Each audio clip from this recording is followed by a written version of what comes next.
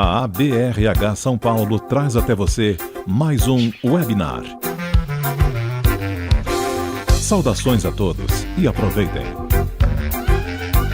A BRH São Paulo, conhecimento e desenvolvimento. Vamos ao vivo na gravação agora, início das nossas atividades. Bom dia oficial a todos, meu nome é Paulo Queija, eu não me apresentei para vocês. Eu estou como diretor regional da ABRH São Paulo Baixada Santista. É um prazer estar aqui com vocês. E a gente traz esse evento, então, como um evento com o objetivo, além do networking, trazer situações ou temas que sejam mais práticos do dia a dia, para que vocês possam sair desse evento e possam aplicar aquilo que vocês acham interessante dentro da realidade dos negócios, do core business, né? Dentro da própria atividade da empresa que vocês fazem parte, ou das consultorias que estão presentes.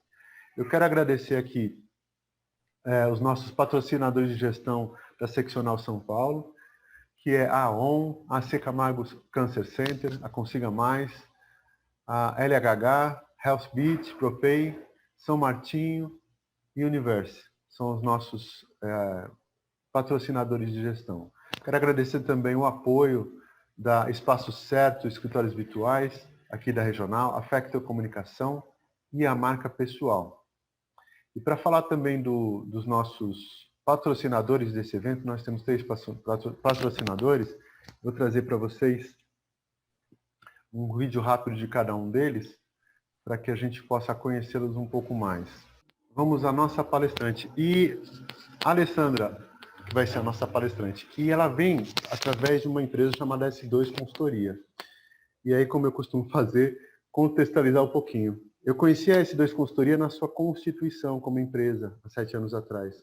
Eu tinha um programa aqui na região, na TV Com, que era um programa de entrevistas chamado Talentos em Foco, que eu fazia isso como uma atividade para divulgar profissionais, empresas. Aliás, quem quiser assistir no YouTube, você entra em programa Talentos em Foco, então todos os vídeos, as entrevistas estão lá. E eu tenho entrevista com o Mário lá, por exemplo, que é sócio da Alessandra, tem alguns vídeos também do Renato, falando sobre alguns aspectos sobre a área. O que aconteceu foi interessante, porque os dois, o Mário e o Renato, são santistas. A Alessandra não, né? Mas a empresa é em São Paulo. E ela surgiu, essa empresa, eles eram executivos de uma outra empresa e resolveram montar a sua empresa. Então, eu fico muito feliz porque eu conheço a empresa desde o começo. E eles montaram um instituto chamado IPRC. Depois a Alessandra pode falar para a gente. Que eu faço parte também, estou junto deles lá nesse trabalho. Mas é uma área que tem crescido muito na área de compliance. E eles têm uma história muito bonita e têm um trabalho muito, muito interessante. Eles têm ganhado prêmios, feito trabalhos científicos em cima disso. Então, a ideia de trazer esse tema, não só porque ele seja atual, mas também através de pessoas altamente sérias, porque é um assunto muito sério. E por isso que nós trouxemos, nesse caso aqui, a Alessandra Costa. Ela tem formação em psicologia, ela tem MBA em gestão de pessoas, é coach, também tem formação em PNL e é sócia executiva da S2 Consultoria, fundadora também do IPRC Brasil. Aí ela fala um pouquinho mais para vocês sobre ela e conta um pouquinho sobre o nosso tema, que o tema hoje, então, é o assédio nas organizações na era digital. É com você, Alessandra, fica à vontade. Obrigada, Paulo, pelo convite. Bom dia a todos, é um prazer estar aqui com vocês. Obrigada pela apresentação, a gente tem muito orgulho. O Paulo foi uma pessoa que confiou, né, no nosso sonho, porque era um embrião ainda, né, quando os meus sócios foram convidados, né, a participar do programa dele. Ainda era um sonho que a gente estava tirando do papel. Na verdade, a gente tinha apresentado e recebido a certificação na academia, né, porque era o resultado da tese de doutorado do Renato. Então, a gente tinha acabado de publicar em setembro no ENAMPAD, no Congresso Latino-Americano de Administração, que era possível medir o nosso propósito, que era integridade resiliente.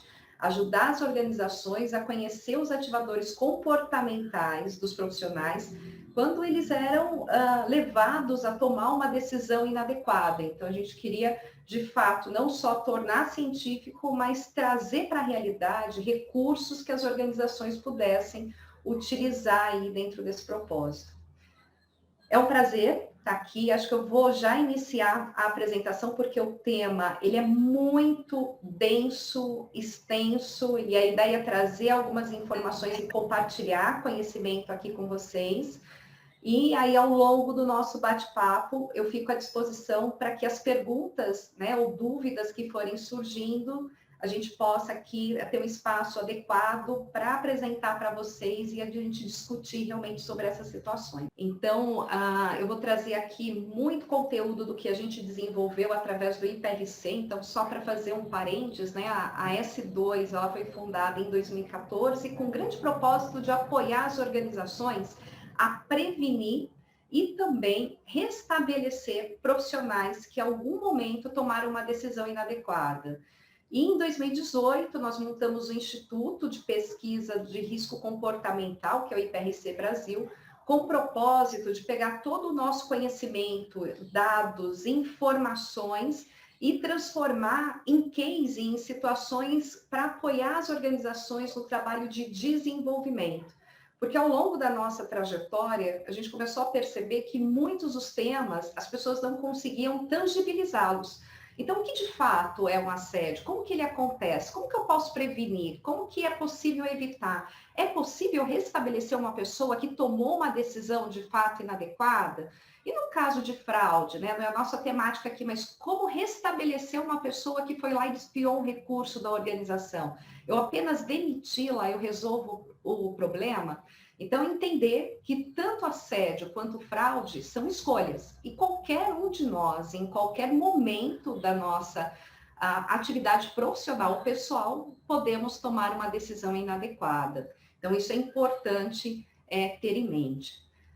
Não podemos evitar, né? Os dilemas éticos, eles estão aí. Qualquer um de nós podemos ser expostos a essas situações. Eu não consigo evitar que alguém me ofereça um suborno, eu não consigo evitar uma situação realmente de exposição e assédio que eu sofra, mas eu posso fazer com que o meu comportamento, de fato, previna essas situações. Até porque algo que é muito importante destacar, que o assédio, ele é originado do fator humano. Ao longo da minha trajetória profissional, tratando realmente casos, eu tenho mais de 50 mil testes, né, aplicados aqui no Brasil e também na América Latina, onde eu tive a oportunidade de fazer a gestão, identificando o potencial realmente das pessoas a tomarem decisões inadequadas. E o que a gente ouvia muito eram as pessoas dizendo assim, ele cometeu o assédio porque ele tem uma doença mental. Ou porque emocionalmente ele estava tão abalado que levou ele a essa tomada de decisão. Não, isso não está atrelado a uma questão genética, tá? Que muitas vezes as pessoas também associam isso. São escolhas. Essas escolhas podem ser intencionais ou não intencionais. E aí é o nosso trabalho de identificar o que está por trás, qual é o gatilho, o que levou essa pessoa a essa tomada de decisão.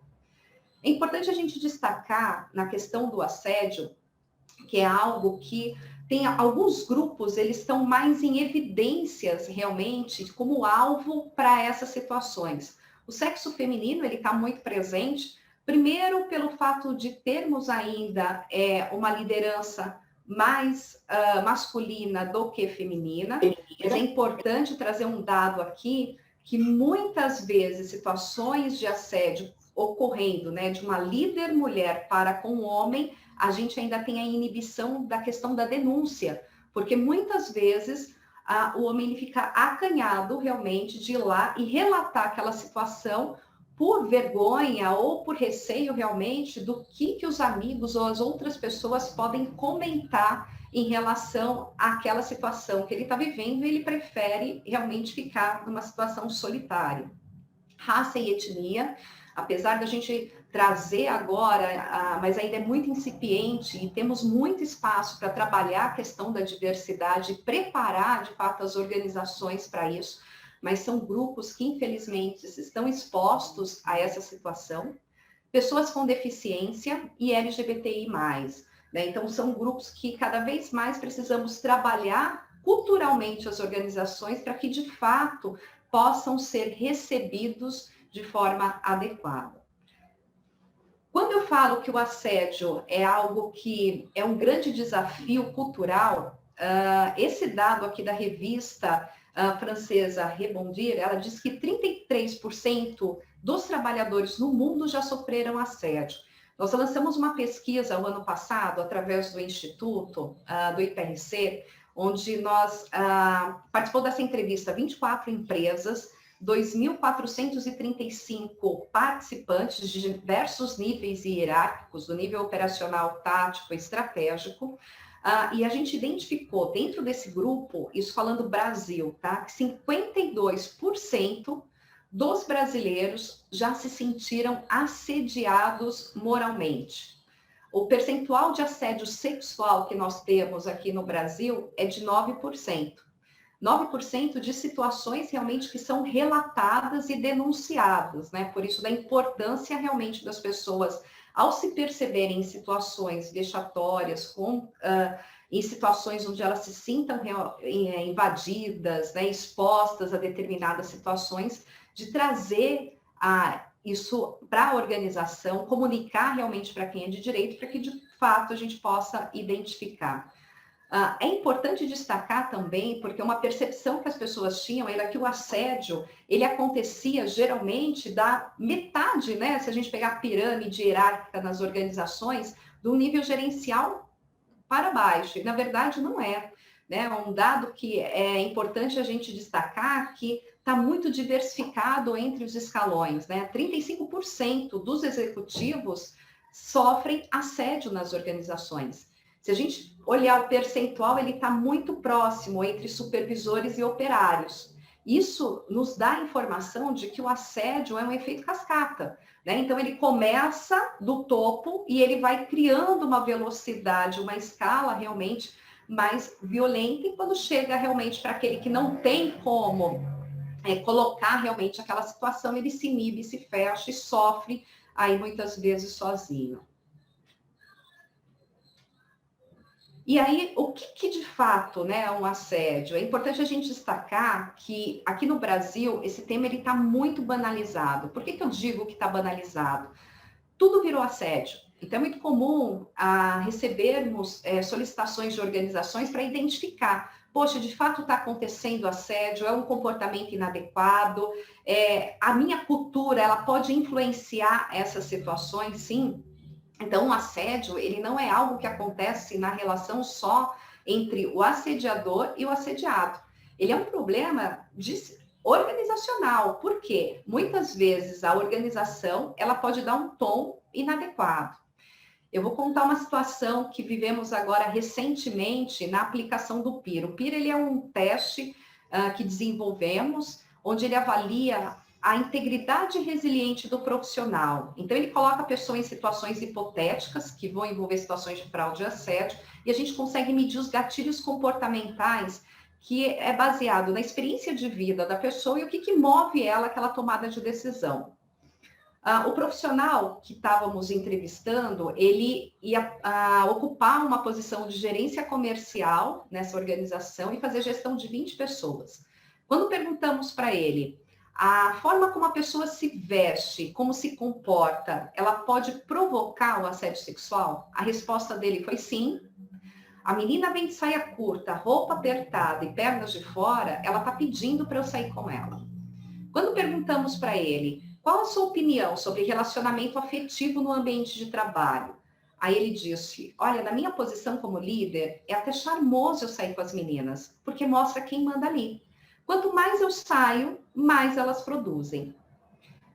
Quando fomos apresentar esse resultado, né, para o recrutador, no simulador e no teste, a análise que realizamos é mostrar para a empresa quais são os riscos, né, que aquele profissional, principalmente no caso dele, que ia fazer gestão, poderia implicar no comportamento inadequado, porque no caso dele, ele usava o poder de forma inadequada para obter satisfações sexuais. E o posicionamento dessa empresa foi, não tem problema, isso daqui a gente consegue trabalhar com ele com treinamento. Então, deixando claro que o código de conduta da empresa não pode ter relacionamento entre líder e liderado, mas a gente vai assumir o risco, porque ele é um profissional que tem muita experiência, é uma referência na especialidade dele e é uma pessoa que traz resultado. E o nosso objetivo hoje é trazer resultado. A empresa, infelizmente, não trabalhou esse gap desse profissional. Então, fez a integração dele, mas passando de uma forma muito superficial, não quis expor essa situação, porque disse que não queria realmente deixar ele numa situação constrangedora. Ele foi contratado, está 8 meses nessa organização e a empresa está lidando já com 2 denúncias de assédio. Então, isso é sério, né? Então, é importante, sim, eu olhar para a competência, mas a minha prioridade numa tomada de decisão tem que ser realmente os valores. O que leva aquela pessoa àquela situação e como que ela está alinhada realmente à cultura da minha empresa. Uma boa definição que eu gosto de destacar aqui na questão do assédio é a definição da psicanalista, psiquiatra e psicoterapeuta Marie-France Irigoyen, que ela diz o seguinte, né, que o assédio ele é um conjunto de comportamentos que estabelece um cerco ao assediado, encerrando ali um conflito. Esse conflito ele pode ser real ou ilusório, em que o assediador acredita existir, exercendo assim um domínio e subjugando a vontade do outro à sua, né? Então, esse domínio, essas situações, elas podem estar associadas tanto a situações onde eu coloco a pessoa em situações onde ela não tem recursos adequados para a atividade dela, eu exponho ela a situações vexatórias e humilhantes, como pode estar atrelado também a uma questão aí sexual. Um dado bacana aqui da pesquisa, e eu vou trazendo esses dados e depois eu compartilho com vocês a pesquisa na íntegra, até para que vocês possam conhecer um pouco mais dessas informações. Quando a gente perguntou, né, para esse grupo como que era a situação realmente de liderança e gestão para eles, uma resposta que ficou muito presente desse grupo de mais de 2.400 profissionais que foram submetidos é que eles tratavam a equipe da mesma forma que eles eram tratados pelos seus gestores.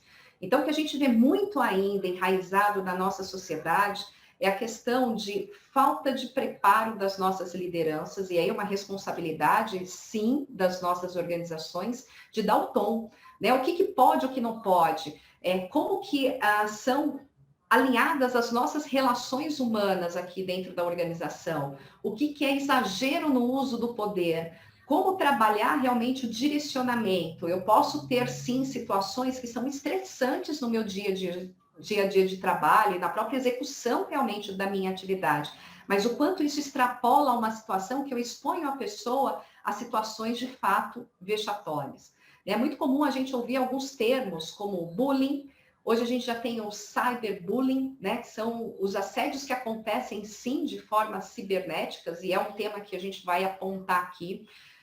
Um dado importante, quando começou a pandemia, a gente achava, nós como S2, né, tratando de casos de assédio e fraude, a nossa percepção em meados ali de abril é que essa atuação nossa no mercado, ela teria realmente uma queda, porque na nossa fantasia, as pessoas em casa, em isolamento, elas não seriam expostas a essas situações. Mas infelizmente, eu digo infelizmente, o resultado foi diferente. Final de abril, a gente começa a receber várias demandas dos nossos clientes para tratar situações de fraude e assédio. Só questões de assédio, comparando 2019, a nossa atuação com 2020, nós tivemos um crescimento de 72% dos casos. E aí vocês podem estar se perguntando assim, mas Alessandra, como o assédio acontecendo de forma virtual? É possível isso acontecer? É possível. Na verdade, o assédio ele já acontecia. Só que as pessoas às quais estavam expostas àquelas situações, elas não se percebiam que aquilo de fato era assédio. Elas achavam que aquilo era um comportamento comum daquele líder, daquele gestor. E aí ficou evidenciado por quê? Trabalhando em casa, nós estamos com os nossos cônjuges, familiares, né, muito próximos e acompanhando as atividades. E aí essas pessoas começaram a perceber e questionar as vítimas daquela situação. Mas espera aí, você estava numa reunião? Ele falou desta maneira com você? Ele fez isso com você? E aí isso começou a incentivar tanto a vítima ou até mesmo o próprio cônjuge a denunciar as situações realmente para a organização. Algo que ficou mais fácil para tratarmos, até porque um dos grandes desafios, né, de apurar uma fraude, no caso de um assédio, é a questão realmente de provas, né? Fraude é mais fácil, porque sempre vai ter um rastro, né? Eu desviei um recurso da organização, eu tenho um rastro disso, saiu fisicamente, seja um produto ou uma questão financeira, eu tenho como rastrear realmente esse recurso. Agora, o assédio é uma relação interpessoal entre uma pessoa e outra, e muitas vezes você não tem testemunhas. E o fato realmente da pandemia facilitou essas situações, e principalmente por utilizarem, né, os recursos da organização, computador, celular, e ter provas que evidenciavam realmente essas situações. Então, foi um índice mais alto de evidências realmente que ficaram expostas, situações que de fato já aconteciam, mas que a empresa não percebia. Essa frase, né, trato minha equipe da mesma forma que sou tratado pelo meu gestor, quando a gente avaliou pelo índice PEER, então o PEER ele avalia esse nível de integridade resiliente da pessoa quando ela é exposta ao dilema. O que a gente chama de uma alta resiliência? Aquela pessoa que ela não comunga com aquela situação, ela não aceita. A postura dela é agir por princípios. A gente teve aqui 37% dessa população que repudia realmente qualquer situação de assédio, não concorda e não é complacente com essa situação. 41% dessa amostra apresentou uma resiliência moderada. O que é o moderado? É aquela pessoa que ele acaba se acomodando com a situação. Então, ele sabe que o assédio está acontecendo, mas ele fica omisso. Seja o assédio acontecendo com ele, ou ele vendo o colega sofrer aquele assédio, ele não faz nada. Porque ele diz que não é com ele, principalmente quando ele vê aquela situação acontecendo, ele não quer realmente se envolver para não gerar atritos ou sobrar alguma coisa realmente ali para ele. 18% apresentou uma resiliência baixa. O que seria essa resiliência baixa? É aquela pessoa que, sim, ele trata a equipe da mesma forma que ele é tratado. Então, é consciente a convicção de que, a partir do momento que eu tenho aquela liderança, eu vou usar do poder da forma que me convém. Então, é um resultado que desperta muito as organizações no sentido de trazer de forma pragmática esse tema e deixar claro para as pessoas que hoje estão sofrendo ou que já sofreram o que de fato é o assédio, como ele se caracteriza e que recursos a empresa, né, como organização, ela dispõe para os seus colaboradores para que possa realmente ser evitada uma situação como essa. E aí eu trago aqui o termo da agressão virtual, porque com a pandemia ele começou a surgir, né? E o que seria agressão virtual? Agressão virtual, ela não necessariamente, a diferença do assédio é que o assédio, seja moral ou sexual, para acontecer, ele tem que ter o uso do poder. Então, ele vai acontecer do líder para o liderado, o uso do poder de forma inadequada. No caso da agressão virtual, são entre colegas, então pares, a pessoa não precisa especificamente ter uma posição de liderança e ela pode colocar aquela pessoa em situação constrangedora. Porque a agressão virtual ela acaba sendo muito mais nociva até mesmo do que o assédio. Quando a gente está falando da questão virtual, ela tem o fato de estar online, ela tem uma oportunidade, né, de pulverizar muito mais rápido do que realmente o presencial. Então, quando eu estou lá dentro da organização e eu sofro aquela questão de assédio, eu sou exposta a um grupo menor. Quando a gente fala do online, ele acaba tendo uma proporção muito maior. Então, é muito comum a gente ver situações de pessoas compartilhando imagens inadequadas, isso cresceu muito na pandemia. A gente teve muitas situações de pedofilia, então as pessoas alegando que, poxa, estava triste, ocioso, não tinha o que fazer, e aí a pessoa começava a ver pornografia nos equipamentos da organização, deixando isso armazenado, e casos onde a gente tratou de situações que envolviam até mesmo outros países, envolvendo crianças aí de 5 a 8 anos. Né? E pedofilia é crime. Então, você já estende para uma situação realmente muito mais vexatória e de exposição para a própria imagem, né? E repercussão aí da organização. Aí ela falou, não, deixa que eu ligo para elas. Eu vou colocar aqui para vocês uma série, é um trechinho da série que a gente vai trabalhar aqui, onde ele vai trazer como que essas situações de fato se configuram. É uma série que chama Compliance Week, que nós desenvolvemos no Instituto no final do ano passado, como um trabalho realmente de compromisso com a sociedade e que está disponível publicamente, depois está público, depois vocês podem acessar através do canal do YouTube do IPRC Brasil, onde a gente disponibilizou conteúdos de situações tanto envolvendo assédio, preconceito e fraude que aconteceram na pandemia, para que as organizações pudessem trabalhar com os seus colaboradores de forma pragmática, mostrando os impactos de tomadas de decisões não adequadas. Ah, não, você está de brincadeira comigo, né? Você não vai inventar de passar aspirador agora que eu vou começar a reunião de trabalho. Ah. Essa mulher é uma imbecil, viu? Olá, bom dia, Carlinha, tudo bem? Bom dia, Evaristo, tudo bem com você? Tudo bem? Tá com uma cara meio cansadinha, Carlinha, o que aconteceu? Eu passei a noite trabalhando na apresentação, minha crise de enxaqueca atacou. Mas tá todo mundo trabalhando, né, minha filha? A gente tá terrível o negócio, tá tudo sobrecarregado, todo mundo tá assim. Oi, Fernando, bom dia, tudo bom? Tudo bom? Bom dia, Evaristo. Bom dia. Oi, Bia, tudo bem, Bia? Tudo bem? Tá bem? Tá calminha hoje? Então tá bom. Ô, Fernando, cadê o óculos, Fernando? Você é cegueta? Você sabe que eu gosto de olho no meu olho, sabe? Tá boa, abandonei, tô de lente agora. Garoto esperto, assim que eu gosto. Gostei. Muito bom. Oi, equipe, bom dia. Bom dia, tudo bem? Bom dia. João, você poderia ligar sua câmera, fazendo um favor? Opa, foi mal. Tudo bem? Bom dia, Fernando, Carlinha e a Evaristo. Sim, posso te ver. Bom, tá todo mundo aqui, né? Só falta quem? Quem? A Val. Cadê a Val? Oi, Evaristo, tô aqui. Gente, desculpa, Val, Bom dia, Val. Boa tarde, Val, né? Com esse atraso, né, Gê? Boa tarde. Vamos lá, pessoal. Vocês estão bem? Tá todo mundo bem? Que bom que tá todo mundo bem, então. Vamos lá, antes de eu dar o feedback para vocês... Não, antes de eu falar...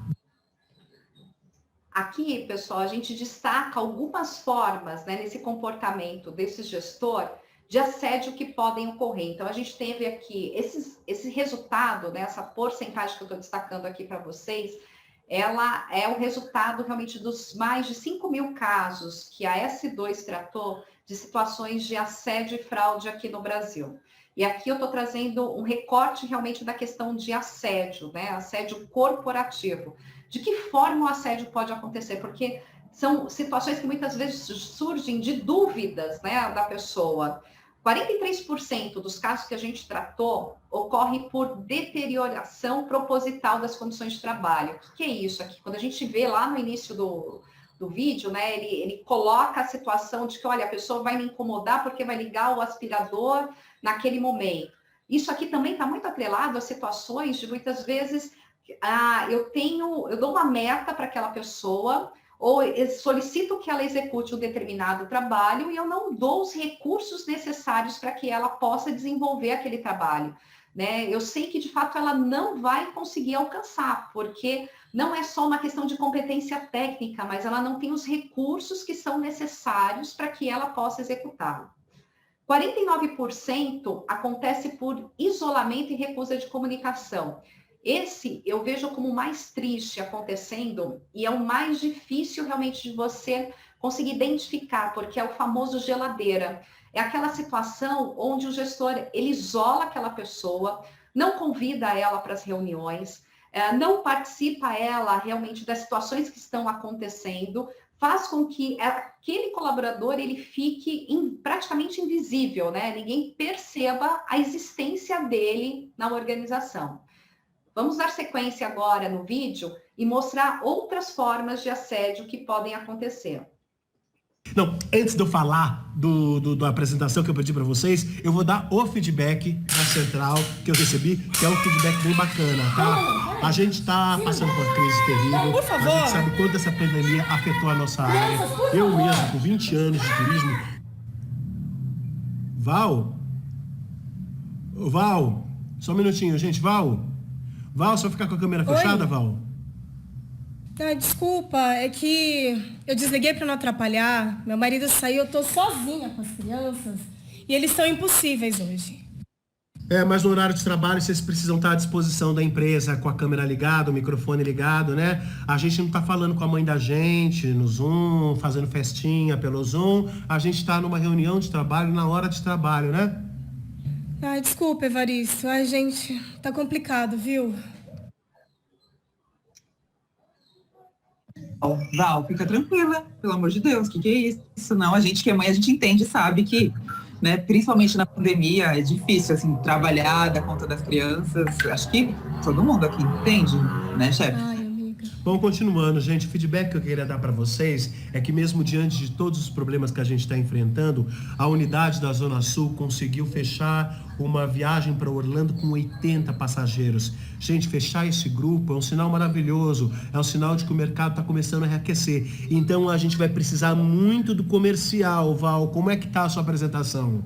Opa, tá toda pronta aqui. Deixa eu só abrir. Gente, o que é isso? Não, crianças, por favor, para. Ai, gente. Tá trabalhando? Aham, eu tô. Meu dente caiu. Dá licença, por favor. Desculpa, por favor, Maria. mamãe tá trabalhando, por favor. Por favor. Não, agora não. Maria. Agora não. Dá licença. Ai, gente, desculpa. Tá complicado aqui. Relaxa, faz parte do dia a dia do home office. Val, pelo amor de Deus, Val. Toda reunião é essa mesma zona, Val. Você precisa pra ninguém dar um jeito nessas crianças. Olha só isso, Val. Ô, Val, a gente não pode se prejudicar por causa da sua falta de comprometimento. Ou você se organiza, ou a gente vai ter que depois conversar. Dá licença. Imagina, Evaristo, a apresentação tá aqui, tá toda pronta, do jeito que você pediu. Eu vou apresentar aqui rapidinho, você vai gostar. Tá bom, Val, então apresenta pra gente. Bom, vou compartilhar a tela. Conseguindo visualizar aí? Eita, o que aconteceu aqui? Ô, Val, sabe o que você faz com essa apresentação? Você vai apresentar ela na Casa do Carvalho, Val.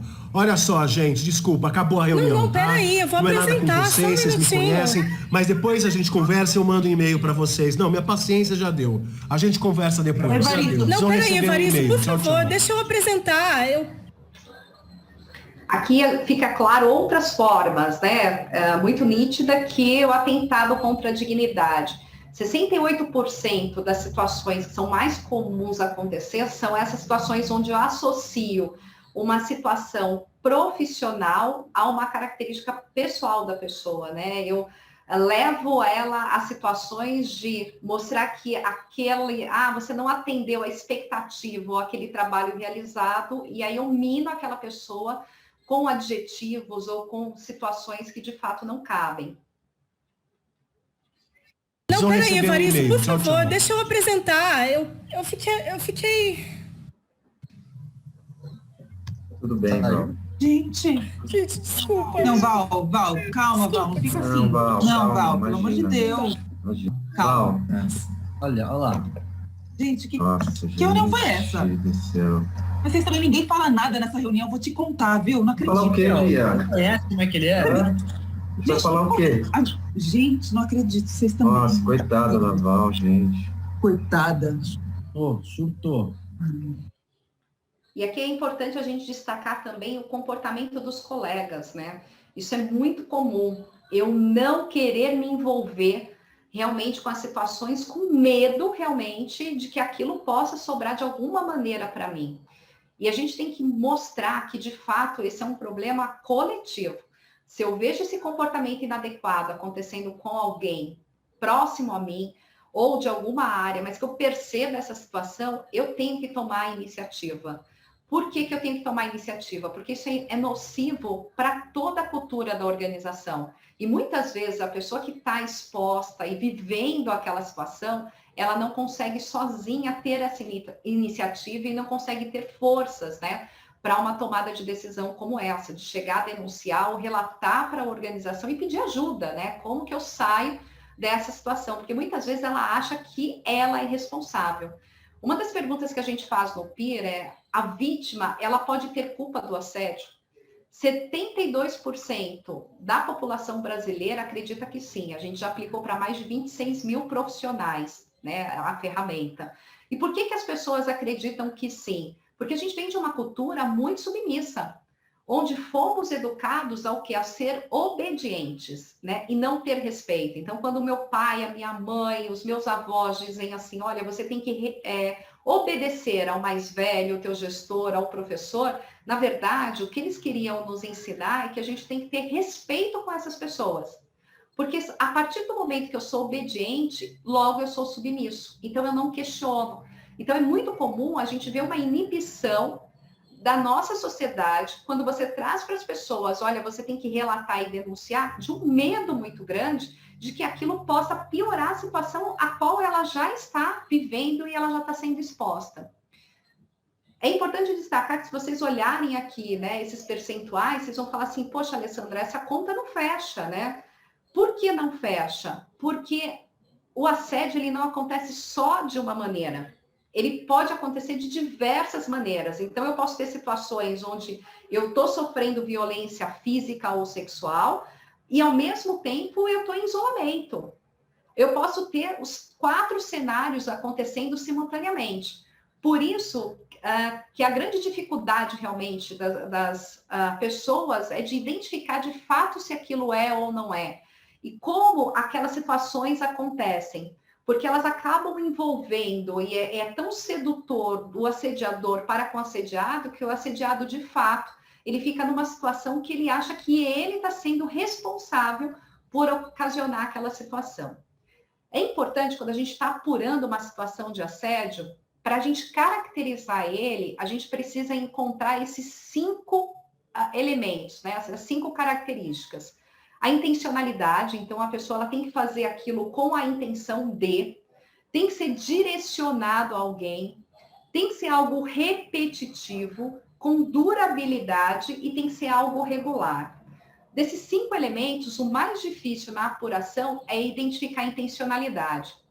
Eu vou contar rapidamente um caso, o qual tratamos, onde a empresa ela recebeu uma denúncia de assédio moral acontecendo via sindicato.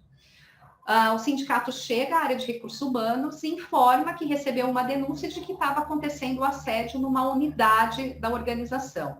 E essa empresa nos chamou para que a gente pudesse apurar se de fato aquilo estava acontecendo. Qual era o cenário? Era um gestor que tinha vindo de mercado, estava 6 meses naquela organização e fazendo gestão de 12 pessoas. A gente fez um trabalho de acompanhar o dia a dia dele e também entrevistar tanto a equipe como ele, para identificar de fato o que estava acontecendo ali e como que era o comportamento e a forma de gestão dele para com os liderados.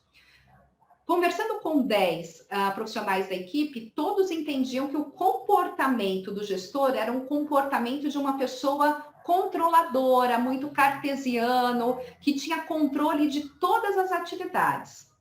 Conversando com o gestor, a gente identificou isso como uma característica muito presente. Ele era muito cartesiano, ele era engenheiro de formação, isso não está associado à formação, mas ele era uma pessoa que ele tinha planilhas para tudo, então ele sabia avaliar qual que era o rendimento de cada profissional, desde períodos de pausas que esse profissional tinha para café, refeição, toalete, o quanto que isso impactava ou não na produção, enfim, ele sabia de tudo. E sabia avaliar realmente o quanto que, de fato, cada profissional conseguia produzir ou não para aquela organização. a gente identificou 2 profissionais que, de fato, percebiam aquilo como um comportamento de assédio e não, de fato, de gestão. Quando a gente foi entender, uma dessas pessoas, ele tinha 6 anos de empresa, a unidade ela ficou sem gestão por 3 meses, e aí a organização colocou esse profissional como gestor interino. Então, na cabeça dele, na fantasia dele, ficou o quê? Ele tinha sido promovido. Só que em nenhum momento a empresa diz, você foi promovido. 3 meses depois, a empresa tinha feito um processo seletivo externo, não participou da seleção e veio uma pessoa de mercado para ocupar essa posição que até então ele achava que era dele. Então, gerou uma frustração. Houve um erro da empresa? Sim, porque gerou uma expectativa e não deixou claro realmente que esse profissional não estava preparado. Quando questionamos a empresa falou assim, olha, ele serviu por aquele período, mas ele tem gaps e não tem as habilidades que a gente precisa para assumir de fato essa posição. Então, houve uma falha organizacional de não ter comunicado. E essa pessoa, ela começava a pegar todos os comportamentos realmente desse líder e aí associava realmente com uma questão de assédio. Como que a gente tratou isso? Primeiro foi questionando a empresa. Qual que é o papel do líder na sua organização? Quais são, as características, né? Quais são as características de um profissional para se tornar líder? Essa empresa não tinha. A visão dela era, se a pessoa traz resultado, ela pode fazer a gestão da forma que ela quer. Então, não estava claro. Então, o primeiro passo foi, internamente a organização definiu o papel de liderança, reunimos esse líder com a equipe, apresentamos qual era o papel do líder, deixamos claro que o comportamento dele não era um comportamento de um assediador, mostramos o que de fato seria um comportamento de um assediador, e aí foi dado um feedback para esse profissional, mostrando os gaps que ele tinha, e a empresa estava se colocando à disposição para desenvolvê-lo, e numa próxima oportunidade ele seria convidado a participar de um processo seletivo, mas isso não garantia a vaga àquela posição. Ele ia participar da mesma forma que outros profissionais. Então, por isso da importância realmente de deixar claro. E com esse gestor, a gente trabalhou realmente que a forma como ele lidava não era algo que, de fato, colocava as pessoas numa situação desconfortável, né? Era controlador a ponto realmente de ferir a própria missão da empresa que não estava tão alinhada, que era o fator realmente ali humano. Então, nesse caso, não teve a intencionalidade. Quais são os impactos, né, que o assédio pode provocar? E é importante destacar que tem impactos para a organização, para o assediado e também para o assediador.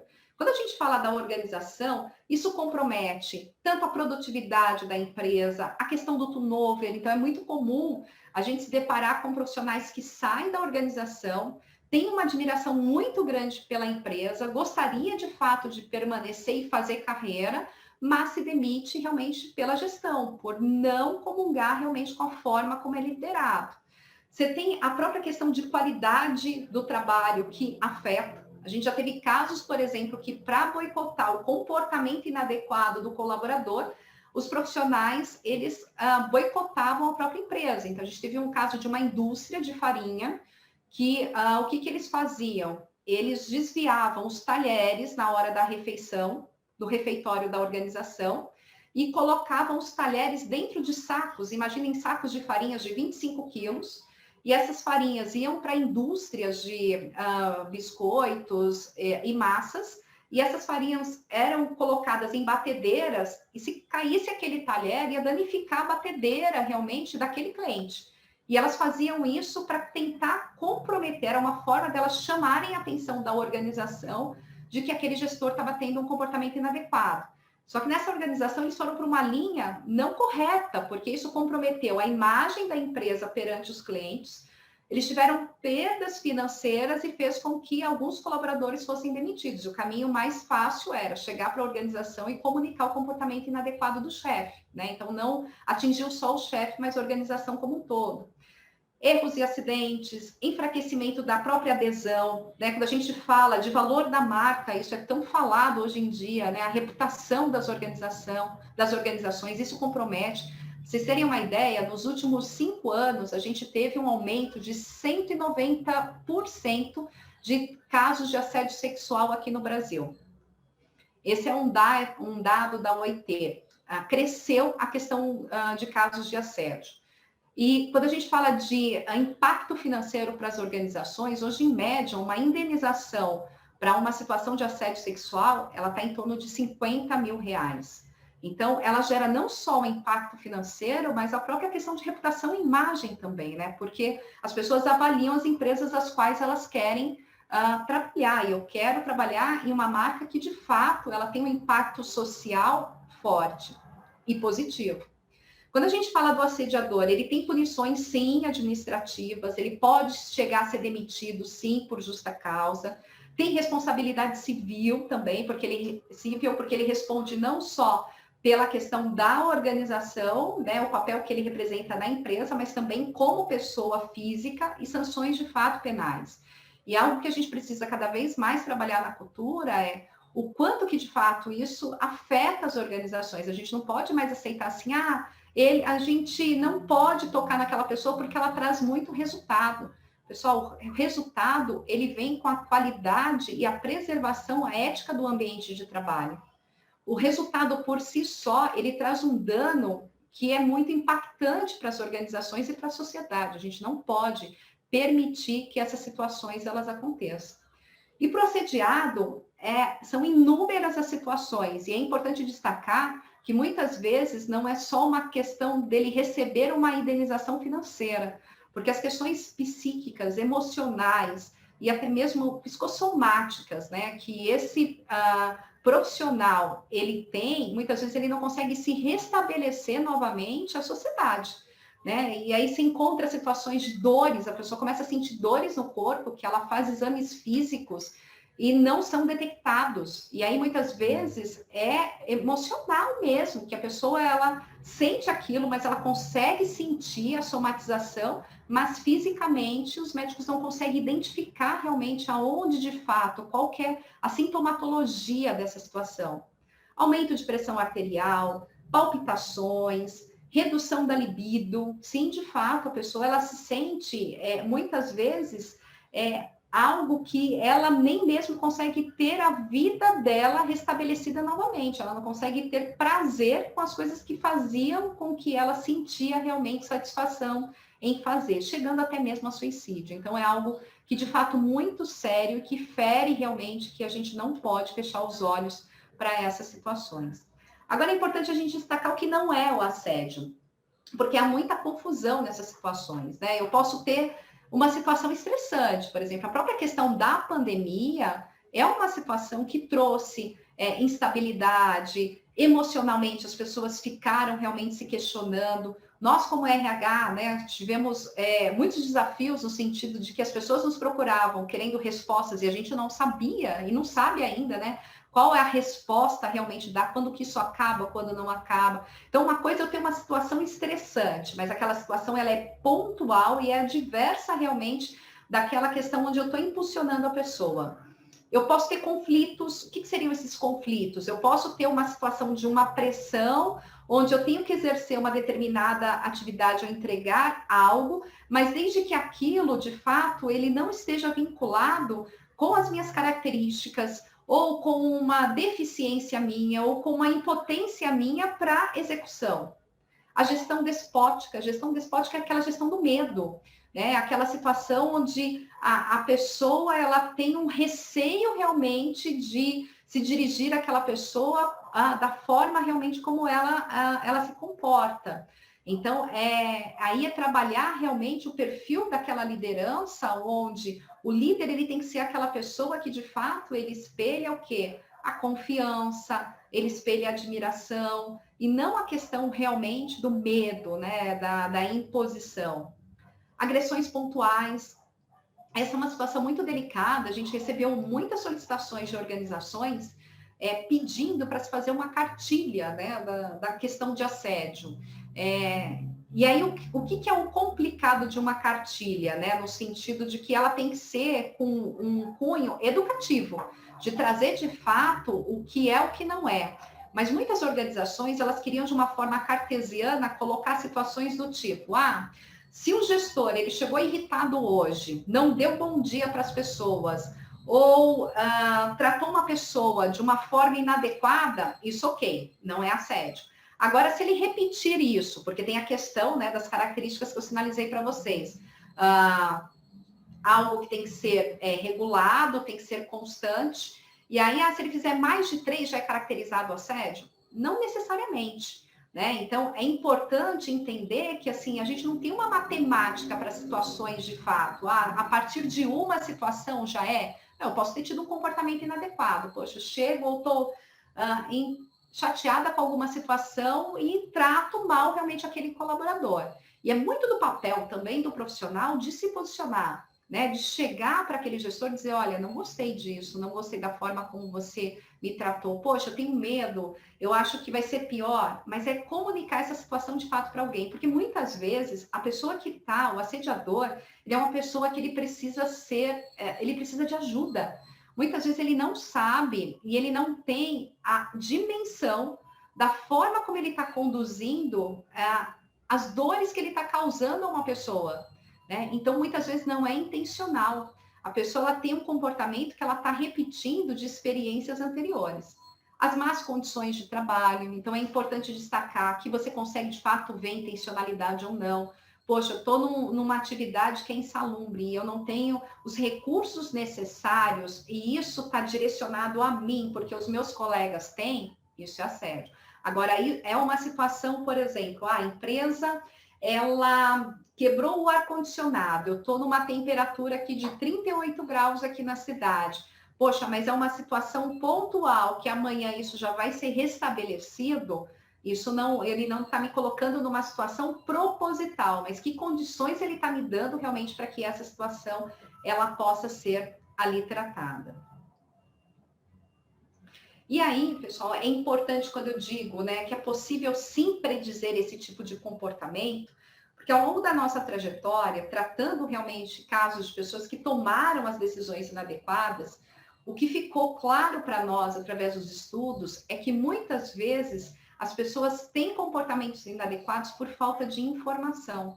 Então, quanto mais eu trouxer de forma pragmática e entender quais são os ativadores comportamentais que levam aquela pessoa a uma tomada de decisão não adequada, como trabalhar e desenvolver essas situações. O caso que eu comentei com vocês, né, do gestor, que ele achava realmente que era charmoso na posição dele sair com as meninas, quando a gente trabalhou a devolutiva do processo dele, a gente deixou muito claro, olha, o teu comportamento é um comportamento de assédio sexual. Isso é crime, né? Então, você usar do poder de forma inadequada para sair com as meninas do ambiente de trabalho, onde isso não é consensual, é crime. Outra violação que você está fazendo é porque na empresa já deixa claro que ela não permite a relação entre líder e liderado. Ah, poxa, eu me apaixonei pelo meu gestor, é consensual. Eu vou abrir mão do meu cargo ou abrir mão do meu sentimento com aquela pessoa porque a empresa coloca que ela não permite? Não, aí é ser transparente com a empresa.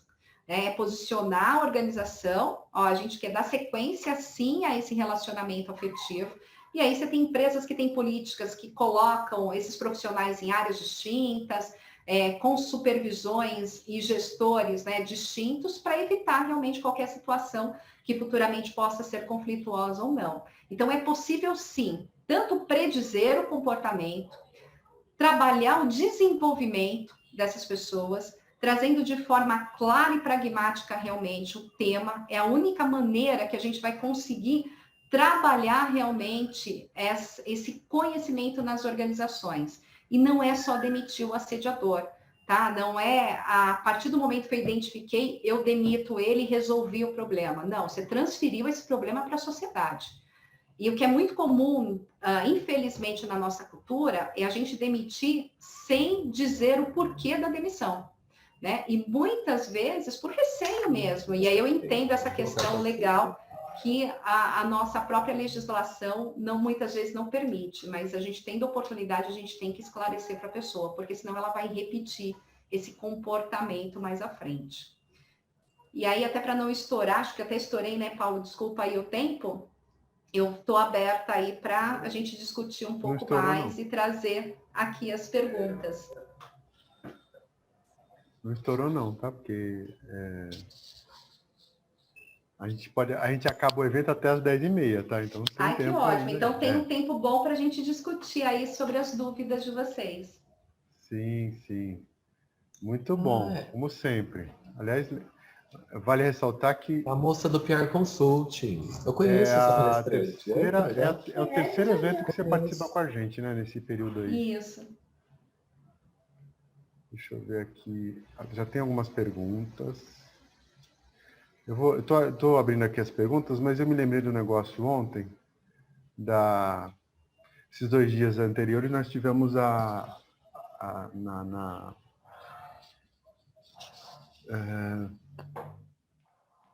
inquirição lá do ex-ministro, né, Pazuello. E me chamou a atenção, entre várias coisas, que eu não quero criar polêmicas outras, né, mas assim, uma colocação que eu achei interessante, acho que foi anteontem, que alguém falou, não sei se foi o presidente da mesa e tal, mas isso tem a ver com a questão empresarial, que eu acho bem interessante colocar. Não é porque alguém deu uma ordem que você tem que segui-la.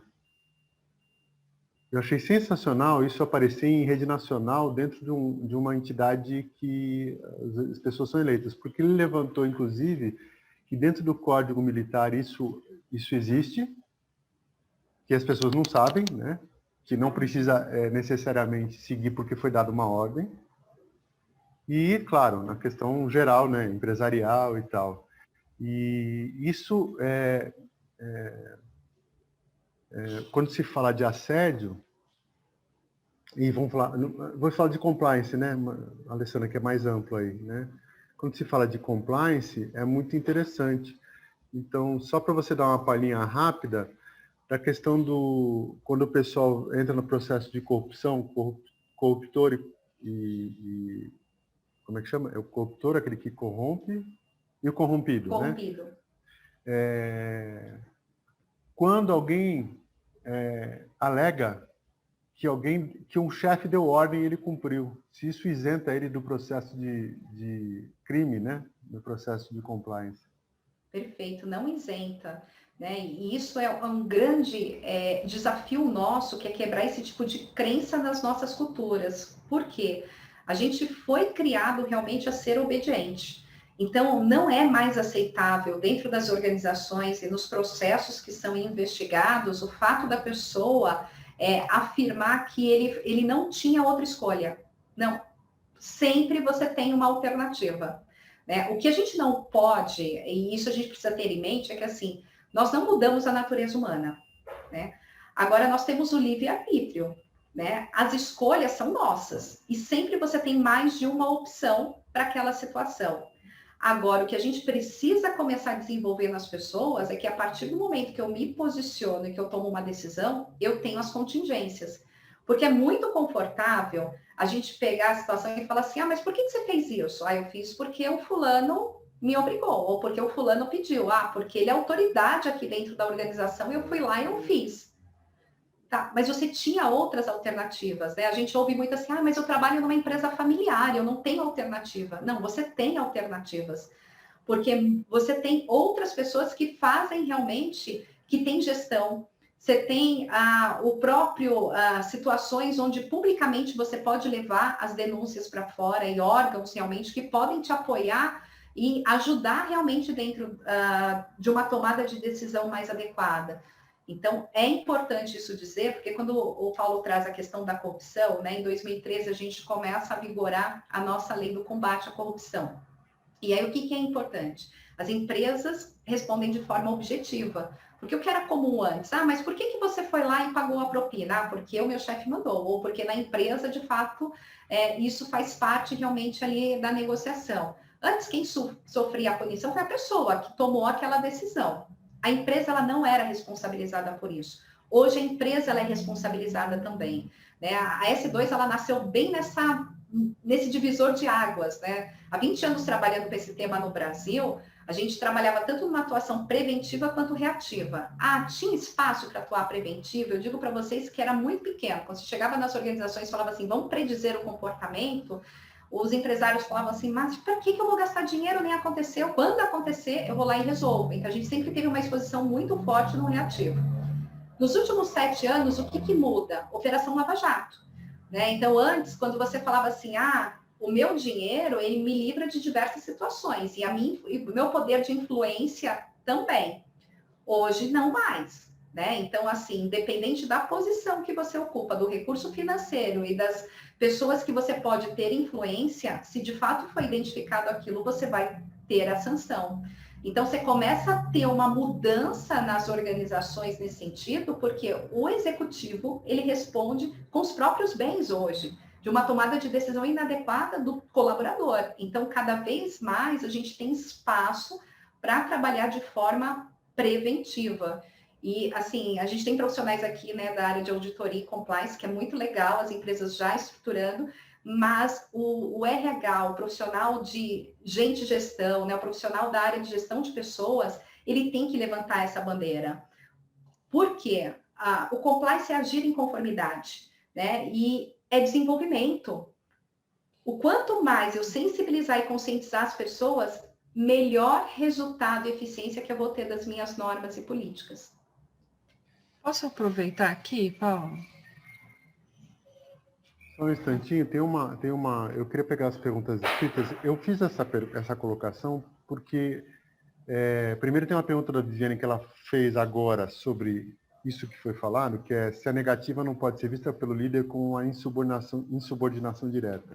Quando eu falei disso, não é só porque é um momento que é importante falar a gente está falando de factual, né, de momento. Aconteceu isso, a gente aproveita.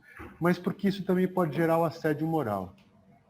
Porque quando você tem uma questão de alguém dando uma ordem, entre aspas, né, ordenando, e um líder intermediário recebe, pode ser esse líder mais alto na posição, pressionando esse liderado, ou esse líder intermediário pressionando as pessoas abaixo, porque ele foi pressionado também acima. Então fica um sanduíche aí bem forte, e aí como você colocou, né, Alessandra, aí mostra-se um padrão e aí sim se torna um assédio, porque além de ser, é antiético, né? É contra aquilo que deveria ser feito. Então, o duro é provar isso e a pessoa não ser mandada embora, e ela depois conseguir provar que ela foi assediada, e por isso foi mandada embora, né? Esse é um ponto importante. Então, eu só queria colocar aqui as perguntas que foram colocadas antes, e aí você fez uma observação da correção. Aí a Adriana Domingues falou assim, você acredita que a assediadora, ao invés de uma demissão, pode ter uma chance de recuperação comportamental, receber feedback e ser desenvolvido pelos pilares éticos?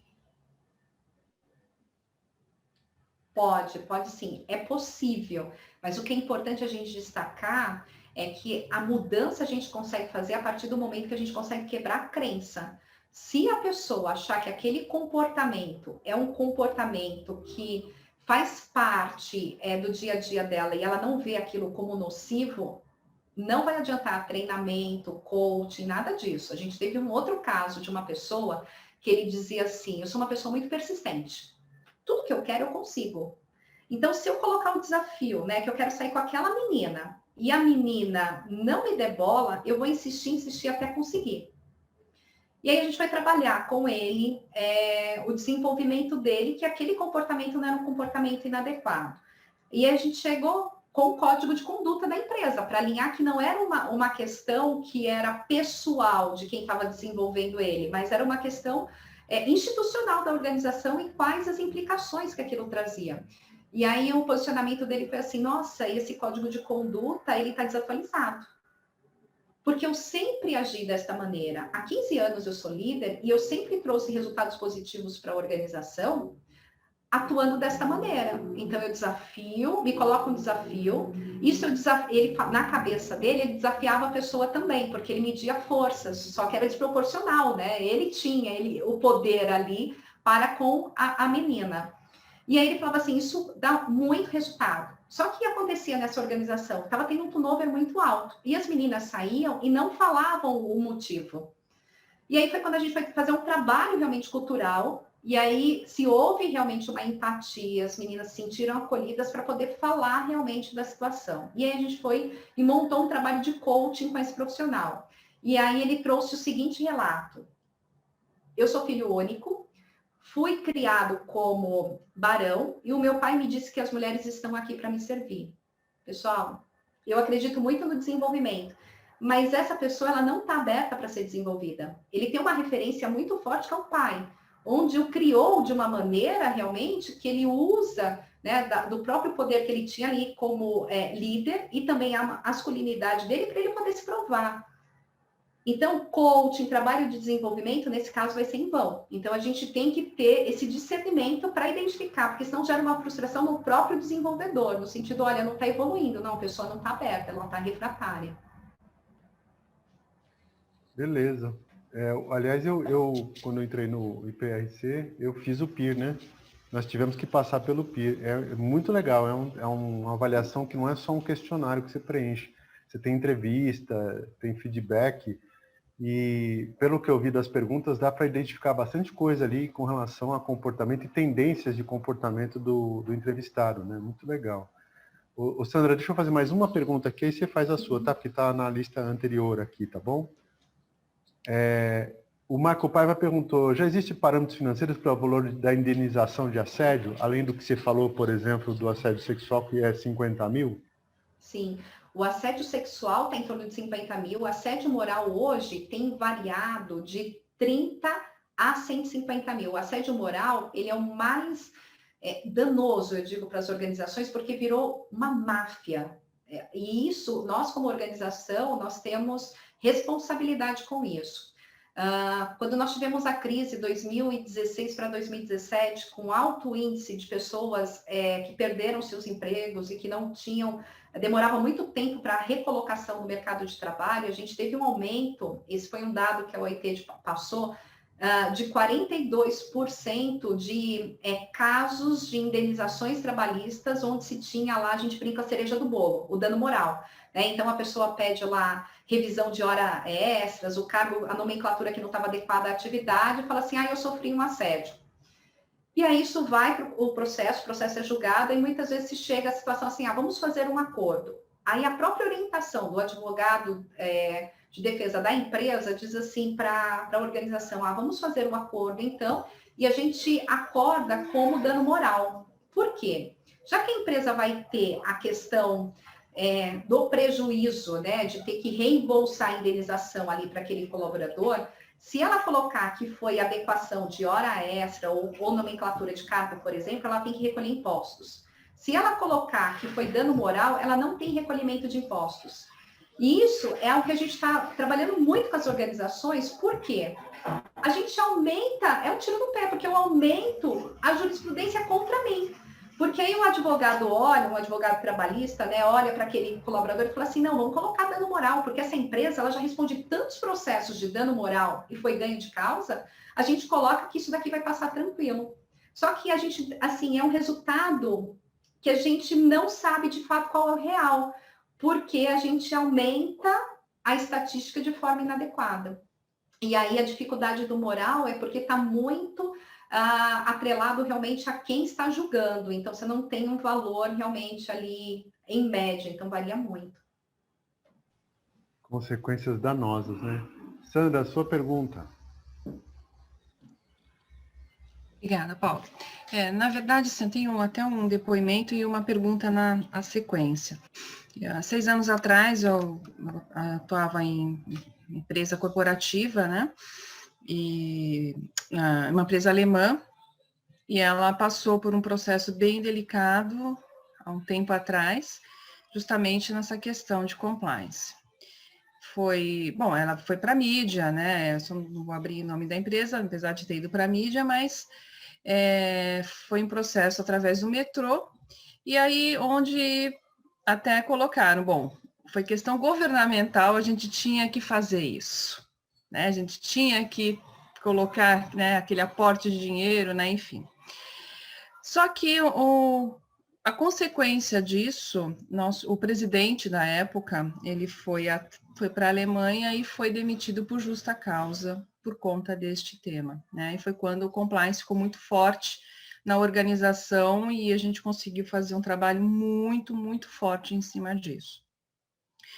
Mas o que é interessante, né? Por isso que é importante as empresas, aquelas que podem, né, ter uma área de compliance justamente para ajudar, né, os profissionais a entender o que está acontecendo. Então, diante daquilo, foi muito interessante, porque todo o contrato de trabalho ele era analisado pelo compliance, né? Então, qualquer projeto que a gente colocava, né, ou recebia, era analisado pelo compliance. Então, isso ajuda muito. Mas a pergunta Ale, como que você poderia dar dicas para os profissionais de recursos humanos que estão aqui presentes, para que eles tenham esse olhar, né, do que é realmente um assédio, né, do que eles podem começar a direcionar, né, ou até chamar uma empresa, né, especialista nisso. Qual é tua dica em relação a este tema? Perfeito, obrigada. Primeiro, assim, esse é um tema que é muito comum a área de gestão de pessoas, né, apurar dentro da organização. Geralmente a auditoria fica com as questões de fraude e assédio fica para a área de gestão de pessoas. O primeiro fator é ter a clareza realmente do qual que é o papel de liderança. Por que eu digo isso? A gente trabalhou agora com uma startup onde o CEO ele era uma pessoa muito expansiva. Assim, você conversava com ele 1 minuto, 10 palavras dele ia ter uma palavra de baixo calão. Mas isso não era algo que ele direcionava às pessoas. Então, ele ia contar, olha, a gente tem que alcançar a meta e soltava uma palavra de baixo calão. Ah, a gente vai ter que não sei o quê.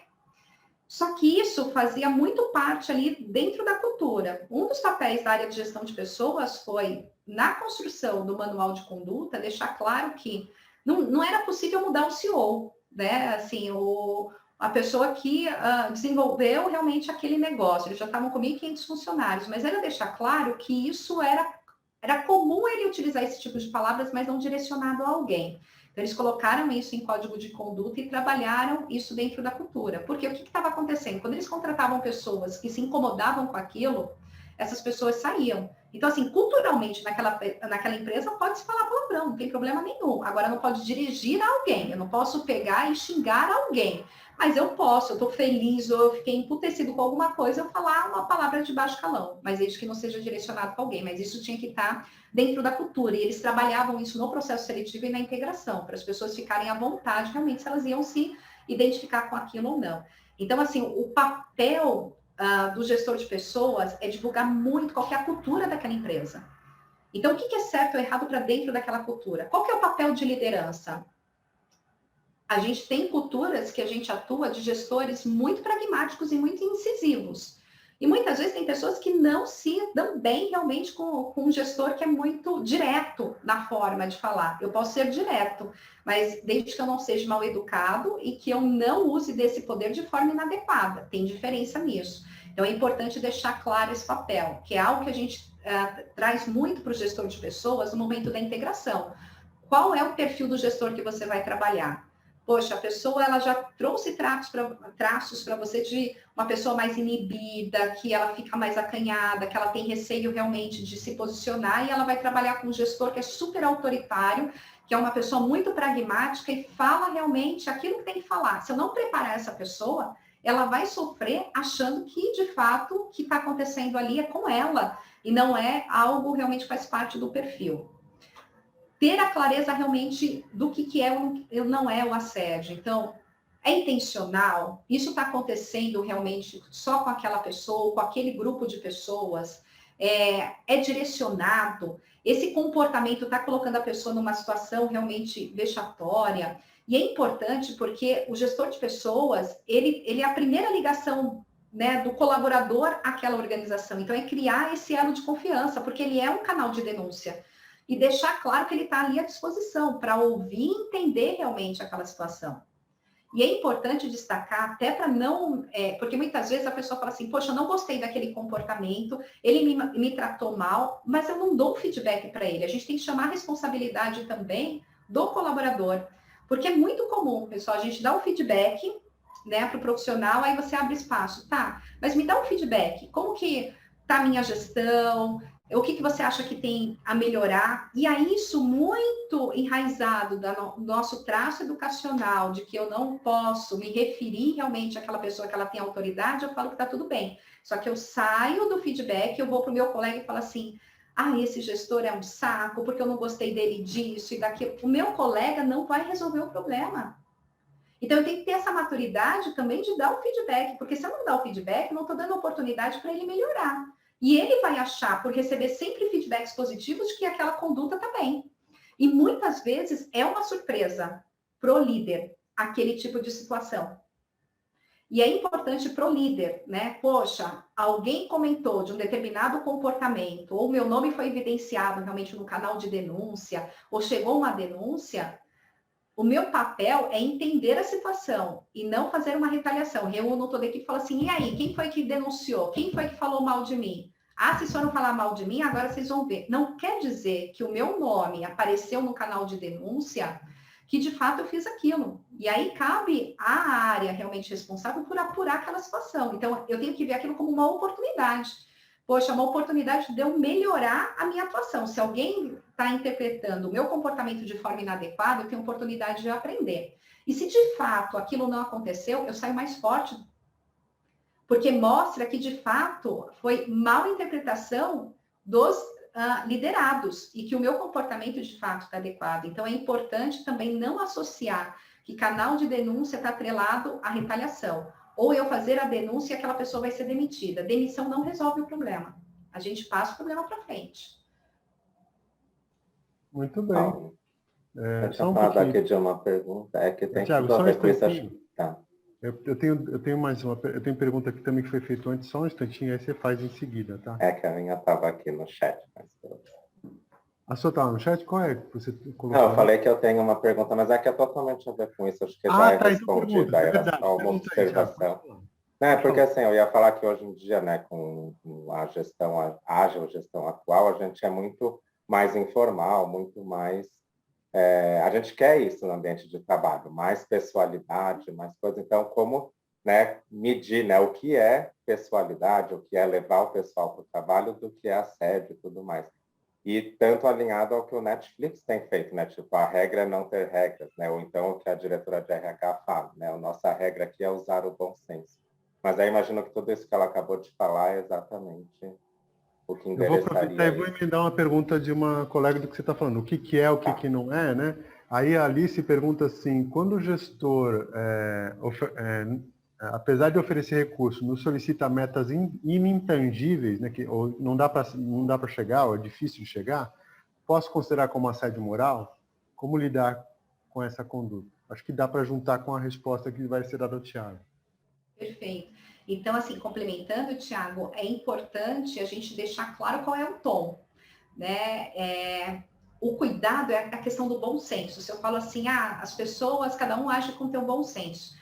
Essa é a questão mais arbitrária que a gente tem, porque cada um tem uma forma de agir. A empresa ela tem que sempre dar um tom e deixar claro realmente quais são as responsabilidades dos papéis. E é bacana quando a gente vê essa transformação cultural de que, assim, não é o papel em si, não é o código de conduta que vai dar o tom da cultura. Eu posso ser que eu não tenha nada escrito. O grande desafio cultural é fazer com que, de fato, essas situações elas estejam presentes no dia a dia. Mas eu tenho que dar esse direcionamento, eu não posso deixar aberto. E aí as pessoas terem realmente como apoiar. O fato, né, que a Alice comenta de uma meta não atingível por si só, a gente tem que avaliar outros momentos, outras situações. Quais são os recursos que são disponíveis de fato a essa meta? Isso tem alguma intencionalidade? Porque muitas vezes é comum eu dar uma meta. É um grande desafio que a gente trabalha nas culturas quando tem a questão de reconhecimento. Reconhecimento por mérito é um grande desafio cultural aqui no Brasil. Porque muitas vezes essas situações, quando não trabalhadas de forma adequada, ela gera uma fraude na organização. Porque eu dou metas que não são atingíveis, os processos, eles são processos que têm aberturas para comportamentos inadequados, eu tenho uma cultura muito apronte realmente só para o resultado, e aí eu não avalio o meio, né? Como que ele chegou a isso, eu só avalio o fim. né? É muito comum, por exemplo, em indústrias farmacêuticas, a gente trabalha muito a questão das pessoas que demonstram, né, os produtos, enfim, visitas falsas. Então, visitou um médico, mas na verdade aquele médico já chegou a óbito, aquele médico mudou de endereço, mas a empresa, ela está avaliando só o quê? A quantidade de visitas. Poxa, que legal, você fez 10 visitas num dia, mas não verifica a efetividade realmente dessas situações e qual a implicação de uma situação como essa. Então, a meta por si só, ela tem que ser avaliada, né? Eu precisava de mais elementos para avaliar aqui junto com você. Como que foi colocada essa meta, qual que é o histórico de resultados. Então, assim, poxa, eu dei uma meta para alcançar 100 mil reais, mas a história, né, da organização alcançar 50 mil, poxa, eu preciso criar um plano, não é de um mês para o outro que eu vou alcançar 100 mil. O que eu tenho de evidências nesse sentido? Isso é persecutório, só para uma pessoa, é direcionado, isso é de forma coletiva, porque eu posso ter o mobbing, é uma forma de assédio de forma coletiva. Então, eu trabalho isso através de um grupo. A gente teve uma situação numa organização que o que aconteceu? Um dos colaboradores viu uma brecha na computação de meta, era meta comercial, então era um segmento de construção civil, e era a central de atendimento, eu quero saber sobre o apartamento X. Aí eu atendi a Alessandra e registrasse isso no sistema, e a Alessandra visitasse o stand e ela comprasse aquele apartamento, eu ganhava um percentual da comissão do corretor. E aí, o que acontecia? Se eu tinha amizade com o corretor, que ficava ali na ponta, o corretor estava passando a lista de pessoas que visitaram o stand, eu nem liguei para a central de atendimento, o operador ia lá e cadastrava a Alessandra como se a Alessandra tivesse feito aquela ligação. Mas eu já tinha informação de que, de fato, ela já estava pronta realmente para comprar aquele imóvel. E aí o gestor ficou sabendo dessa situação, ao invés dele inibir, ele disse assim para a equipe, reuniu os 10 da equipe e falou assim, gente, porque se vocês baterem a meta, eu ganho um percentual sobre as vendas de vocês, então a minha comissão ela aumenta. Então vamos fazer isso, vocês façam amizade com os corretores, para que os corretores possam antecipar essa informação, vocês registram e aí todo mundo ganha com isso. Só que dos 10, 3 não quis participar disso.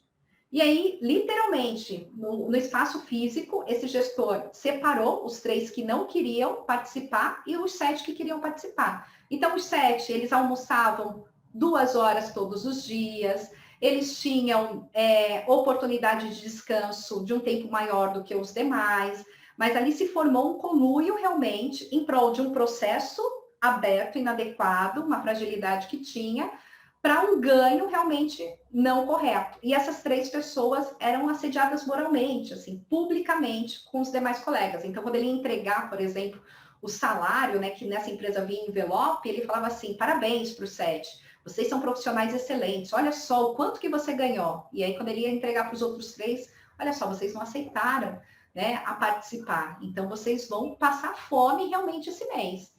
E aí, até chegar ao ponto deles terem coragem de chegar realmente denunciar uma situação como essa. Então, assim, teve até uma pergunta que eu vi aí, saber que isso está acontecendo e não relatar é errado? É errado. Então, hoje as empresas estão sendo mais severas em suas tomadas de decisões, porque é muito comum assim, aconteceu determinada situação, aí o gestor de pessoas chega e fala assim, gente, vocês sabiam disso? Aí depois do fato, né, público, aí todo mundo fala, eu sabia, eu desconfiava, eu sabia. Mas por que você não falou? Ninguém me perguntou, eu não quis me envolver, não é meu papel. Alguém ia falar isso, né? Então, a partir do momento que a gente começa a corresponsabilizar as pessoas que também tinham acesso a essas informações, a gente mostra que é tão errado quanto participar. E aí é uma forma de inibir realmente a cumplicidade de fatos inadequados. Ok, você acabou respondendo a outra. Como a gente nós chegamos no horário já, né? São 10h31. Tem mais perguntas aqui, mas não vai dar para a gente colocar essas perguntas também. Então, assim, fiquem ligados na nossa programação. Nós temos vários eventos acontecendo a nível estadual, além de nível Brasil. Quem quiser se associar à BRH, fala com a gente, tá bom? Nós temos aí o @ABRHSP Baixada Santista, que é via Instagram, o nosso canal via rede social. Então, por favor, sigam a gente lá, sigam-nos, estamos chegando a 1000. E também estamos também no LinkedIn e no Facebook também, a BRH SP Baixada Santista. E fiquem ligados. Eu quero agradecer então a presença da Alessandra Costa, pela S2 e pelo IPRC. Vamos chamar em outros momentos também para outras atividades. Eu quero agradecer os nossos patrocinadores de gestão, que é a ON, a C. Camargo Cancer Center, Consiga Mais, CLHH, HealthBeat, Propay, São Martinho Universe. Agradecer os apoiadores nossos da Regional, que é Espaço Certo, a Factor e a Marca Pessoal. E também agradecer os nossos patrocinadores do evento, que é a Metadados, a José Alves Contabilidade e a Park Education. Tá bom? Então, fiquem à vontade. Um final de semana maravilhoso para vocês. Fiquem ligados com os nossos próximos eventos e vocês vão receber esse material também. Muito obrigado pela presença, pessoal. Gratidão.